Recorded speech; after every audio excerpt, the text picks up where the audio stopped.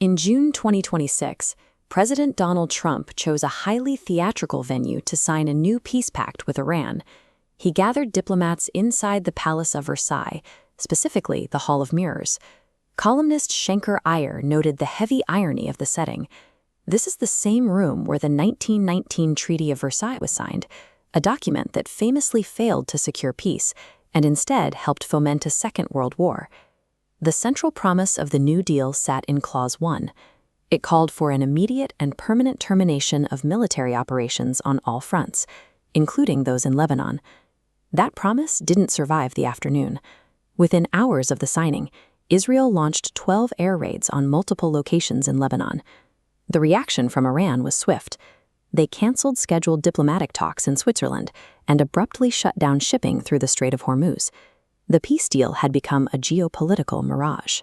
It projected an image of stability on paper that vanished the moment the first sorties were launched.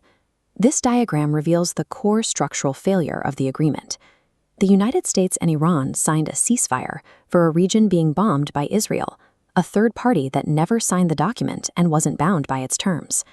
Prime Minister Benjamin Netanyahu was explicit about his refusal to cooperate. He insisted Israeli forces would remain in Lebanon for as long as he deemed necessary. His cabinet allies were even more vitriolic. National Security Minister Itamar Ben-Gvir called for an end to restraint, demanding that the military, quote, go berserk to protect Israeli citizens. This triggered a rare and public reprimand from U.S. Vice President J.D. Vance. He warned the Israeli cabinet that they could not simply kill their way out of every security problem, reminding them they were attacking their only remaining powerful ally.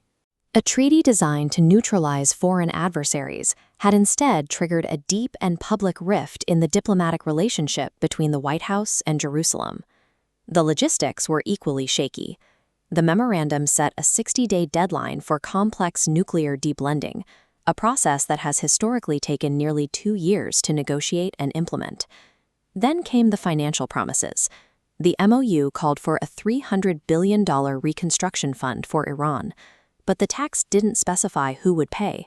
This omission created immediate panic among Gulf states, fearing the U.S. would force them to foot the bill. The deal managed to alienate the domestic public in both countries. In Iran, hardline supporters and anti-regime agitators both felt betrayed, one side for the perceived weakness of the terms, the other for the deal's role in strengthening the regime. In the United States, the Republican base was equally furious. Senator Bill Cassidy voiced the common sentiment that the deal was a total capitulation to Iranian interests. The deal began to collapse because its core clauses weren't actionable plans. They were ambiguous placeholders that enraged the very constituencies they were supposed to satisfy. Despite the logistical dead ends and the bipartisan backlash, the treaty served a specific purpose that had very little to do with Lebanon or nuclear blending. Iyer's thesis suggests the agreement was driven not by diplomatic strategy, but by sheer economic compulsion. The evidence is visible in the immediate reaction of the financial markets to the mere news of a peace deal. This chart shows the disconnect. While geopolitical stability was plummeting, the market priced in the peace anyway. Commodity prices dropped and stock indices rose, regardless of the reality on the ground.